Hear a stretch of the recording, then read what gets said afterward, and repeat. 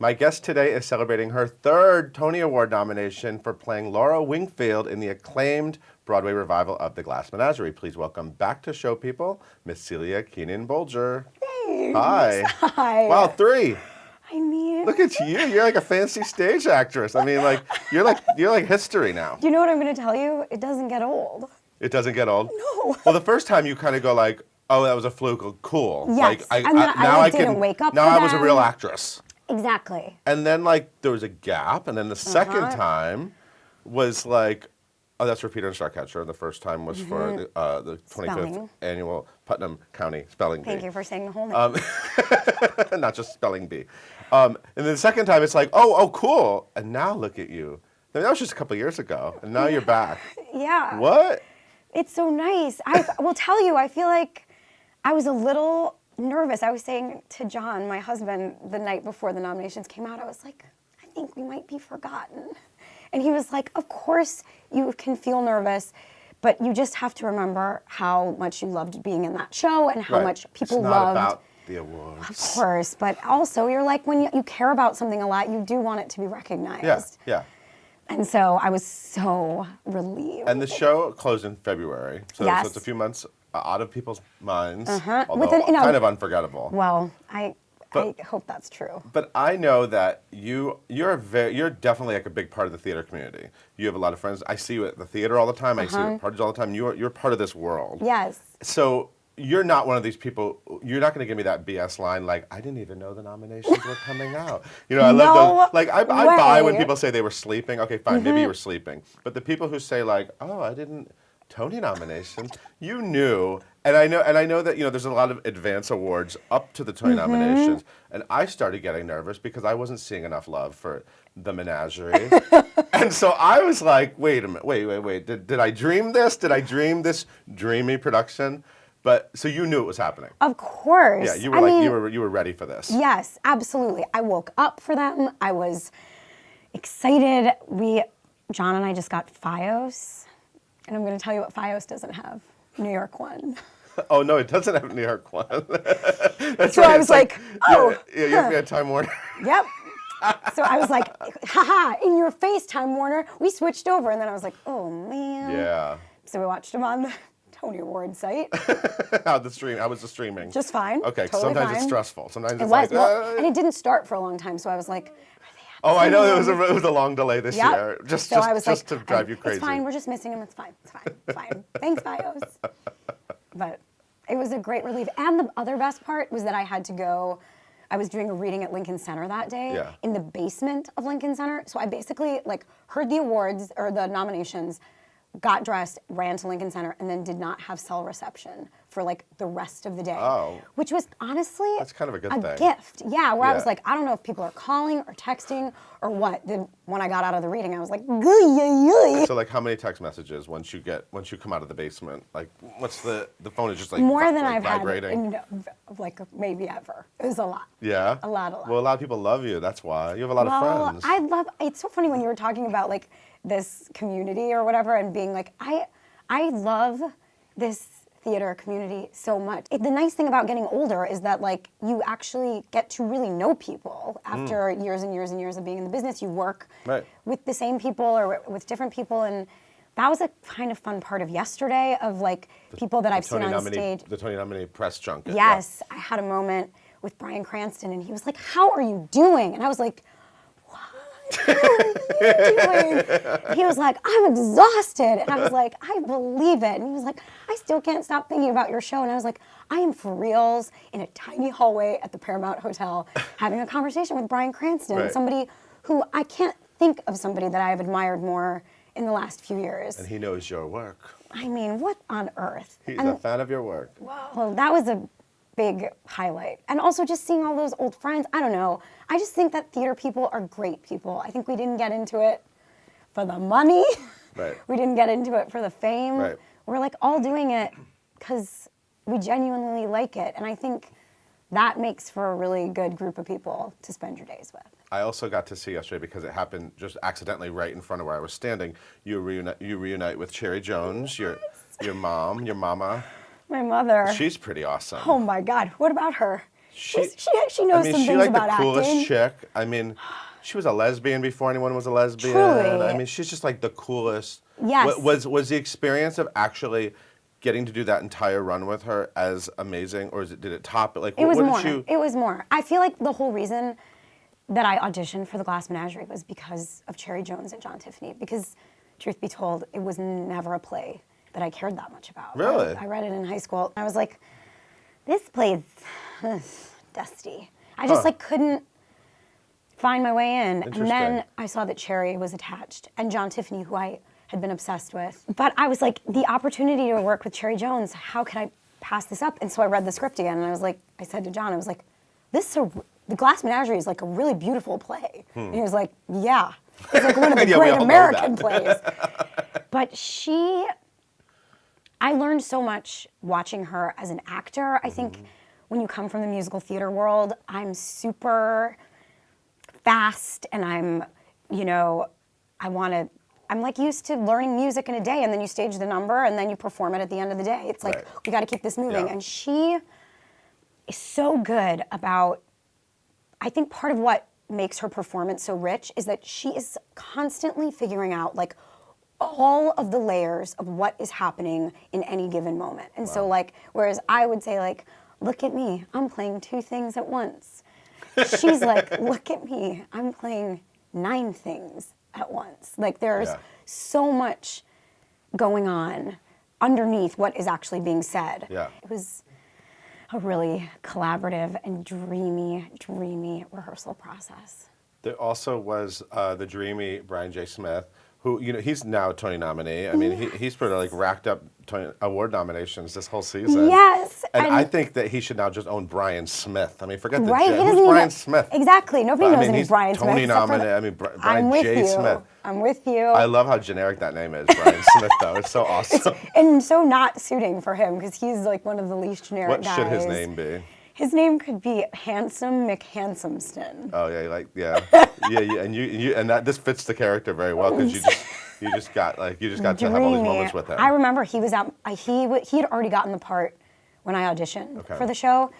And wait, did you see him in the John Lithgow play? Oh yes. MTC? What was that play called? The Columnist. The Columnist. All I remember about that play, no offense, is Brian J. Smith, the opening scene, Brian J. Smith basically naked, near naked. Yeah. And then I was like, oh, he's the gentleman, that guy, that naked guy is now. So you knew this too going in. Yeah, I did. So you go into this audition and you're remembering the 8-pack. Well, I was like, is he a reader?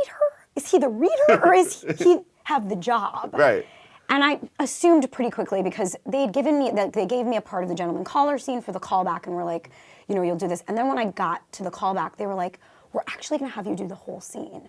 And I was like, that scene is like a half an hour long, and I didn't prepare. Oh, I only prepared the part that I was given, and they were like, no, that's like totally fine. That's the point. So they like went into the copy room, copied the whole scene. I went in with this whole big stack, and Brian J. Smith was there, and John Tiffany was like, I'm going to set up. He had his shirt on. He had his shirt on, and I was like, he's really handsome. And love, I mean, immediately. So not what you expect a guy who looks like that to act like. Yeah. And they like set up a little living room with some chairs and a bench, and John Tiffany was like, you can use none of this, you can sit in the same chair the whole time, or you can use whatever you want. And we both just sat there with our scripts and read that whole scene. And it was like an audition where like magic happened.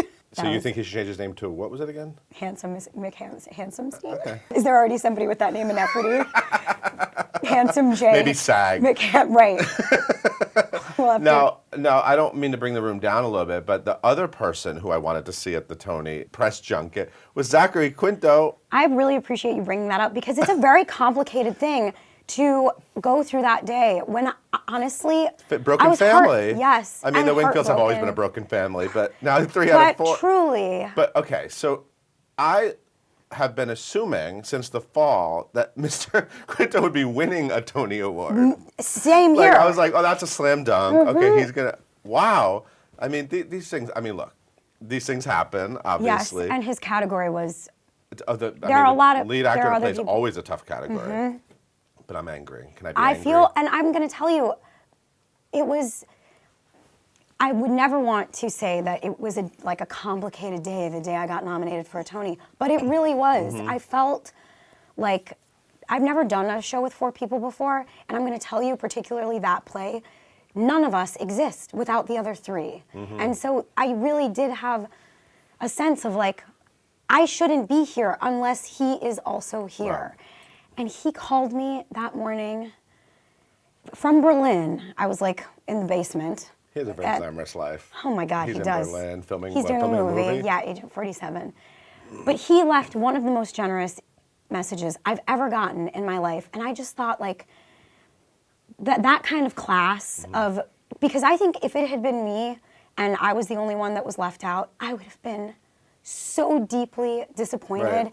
And I would think I could have reached out, but I don't think I could have left the message that he left. And I just feel like all I want is for him to come back to Broadway and to keep doing theater. Yes. And because he is, and honestly, when I heard he was doing the show, I was like, that guy's an amazing actor. I'm interested that he's also a movie star. Like, is it one of those things, is it like stunt casting? Right. And like on day one, I was like, nope, he is the goods. That guy is one of the greatest actors I've ever worked with. Wow. And so I just want him to keep doing theater and to win 100 more Tony Awards and have this experience, because I really think, not only as an actor, but as a human, he was such a huge part of that experience for me. And he needs to be seen by more people. Absolutely. What should he do next? I know, what should he do next? I think he should do a musical. Really? Yep. A musical? He could do a musical with you. I mean, we haven't talked about it. Were there backstage musicals? Yeah, we were like, what musicals do we love? Was there any backstage singing? Oh, yeah. A lot? There was a lot of Carolina Change. A musical both of us love. Neither of you are appropriate for that. Nope. But it's a musical that both of us know every single lyric to. Really? Yeah. I mean, that is that's one of the cast recordings that like stays on the iPod. Wow, okay. And by iPod, I do mean iPhone. I don't have an iPod anymore. Yeah, that's an old reference. Although iPods were hot when Carolina Change came out. That's right. I did have it on my iPod really then. I think both of us have a dream in like 25 years to do Sweeney Todd. Oh, that's exciting. That's not so bad, right? Let's get that one on the schedule. I mean, right? Let's just get it on there for some future season. Now, he put on Instagram, I follow Zach. He has a good Instagram account. On Instagram. He has a lot of followers. He put photos of you up during Menagerie that like blew up. You must have like all kinds of new fans because of his Instagram account. Many Korean. Oh, really? He's big in Korea? We got a spread one day. It was like nothing I've ever seen. It was like 2 tables. All of these like Korean delicacies and candies, and everybody was like, do we eat these? Is it poison candy? But by the end of it, I'm going to tell you, you put food downstairs at the booth theater, it's gone. Do people send poisonous things to Broadway? Surely not. It is a joke, though. I feel like every time you get something from a fan, you're like, there are poison cookies downstairs. If anybody wants some, who wants to eat one first? Good luck. Yep. So he put on did you see this on Instagram? He put the words, more talent, less ego. And then the caption was, a gentle reminder. He put that up right after the Tony snub. I think that is... How are we supposed to analyze that? I think that is like... I feel like he gave me a talking to at the beginning of the week. We were emailing back and forth, and I was asking him how he was feeling, and that was sort of earlier in the week when I felt like Glass Menagerie was sort of not being recognized. Yeah. I had not been recognized. And he was like, this is the thing. We know what we made. And it was complicated, and sometimes it was hard, and sometimes it was hugely fulfilling. But we know that we did it. It existed. The awards are our ego. They are the part of us that want to be recognized. That are actually, they're about the work, but they're also really not about the work, because the work lives on. All of those people that saw the show, and I was like, that helped me so much. And the fact that I feel like and I saw that immediately, I was like, that is a great thing to remember for the rest of our lives. That like, it's so cheesy and cliched, but it's about the work. Yeah. Because ultimately, do you know what an award doesn't do? Like satisfy you for years and years. And doing that play, like for the rest of my life, I will have had the experience of being in that play. And it like still makes me feel happy inside. I love how teary you get when you talk about it. Oh, it was a magical time. It was a magical production and staging. Now, I want to ask you about the shark. You know what I'm talking about. I'm going to tell you who's not the first person to bring that up, where they were like, now tell us the symbolism of the shark. I was like, do you mean So Bob Crowley designed a beautiful set, Tony-nominated set. Yes. 7 nominations, right? Yes. 7, should have been 8, but 7. I agree. So he had the Wingfield house, there was water all around, and now from my seat, there was a shark right outside the living room. But I hear from maybe other seats, with the water, it became a moon. It was half of a moon. That's but I exactly saw a shark, right. and I was terrified. For all of Act 1, I thought, what the hell? Symbolism Whoever thought of here? doing that? Yes. Like He's a genius. There's a shark outside. I also just love that people were like willing. They were like, I like this production enough. I am willing to believe that there is a shark looming in St. Louis, Missouri, outside of the Wingfield home. There was not a shark. No. No, that was not the intention. There was like one show when the shark didn't light up, and we were all like, It was like a neon shark. yes, Yeah, it was a neon. it did. It had like a blue Yeah, to sort of try pretty. to, but it didn't work. And we were like, maybe the moon doesn't ever have to be in the play. We were like, it's too. It was like halfway through the run, but it was too late for that. So, because you've been closed for a few months and you see a lot of theater, I sat behind you at Bridges of Madison County Yes. a few weeks ago, and I'm going to tell you who else, as long as we're talking about people that we care about who Yeah, didn't let's get Tony talk. nominations. Steve Pasquale, I have to say, there's a part of me that feels like that performance, all anybody can talk about is what a hunk he is. And I'm going to tell you, he is a hunk. But that is, to me, like a fraction of what he did in that show. I really, really loved that musical. Yeah. And I could tell. I was sitting behind you and you were really into it. I was. I cried some tears. And What else do you like? Not because you're in a rare position because you've actually able to see other I know. things. Have you seen anyone else in your category? It's all the UNC Raising the Sun, the Raising the Sun ladies. I have to. Zach was like, you have to promise me that you will not see everything because we have to be theater buddies. And he gets back in 2 weeks. So we have a date to Raising in the Sun. I will also tell you, and I mean, Anika Noni Rose is like, I worship. Well, she was in Carolina Change. You're obsessed with her. I am. I think she is. And I feel like she can do anything. Yeah. She is, yes, on The Good Wife. How good is she? So you're okay with And being in a category with Mary Winningham. She's amazing. Another one who I have been obsessed with for some time. Wow. So I feel like that's a very... So I don't know. So you don't have much of a cutthroat spirit with taking down these other ladies For the theater award. prizes? No. No, I don't. So which of those, this is a hard question, but I'm going to ask it anyway. Mm-hmm. So 3 nominations, right? That 25th Annual Putnam County Spelling Bee. I will never shorten that title. And then Peter and the Starcatcher. By the way, won a Broadway.com Audience Choice Award for that one. Yes, by the way. true. And now for the Glass Menagerie. Which of those 3 performances is the most award worthy? Impossible question, right? Hard. I would say for Peter and the Starcatcher, it was the flashiest, which I feel like is generally what I associate with awards. I would say that Laura Wingfield, because of the sort of history with awards in the Glass Menagerie, the fact that it's never been recognized by what's awards. that about? I know, you're the first Laura Wingfield. I know. And the first production to ever be I know, nominated. what's that about? The original wasn't open when the Tony Awards actually were in existence, so I think if it had been, that would have won. The original. You should be a Tony nominator. I would love to be That'd a be Tony fun, right? I think it'd be really I, good. I think I you're love really to see passionate. theater. Yes. I think that you would actually see everything. I think I have great taste. And you wouldn't give special treatment to your friends. No. That would be the hardest Unless part. Gavin Creel was in a show. That's right. He gets everything. Best lighting. No, he wasn't nominated for best lighting, but he helped with it. It wouldn't be good. It wouldn't be good. Let's talk about Gavin Creel.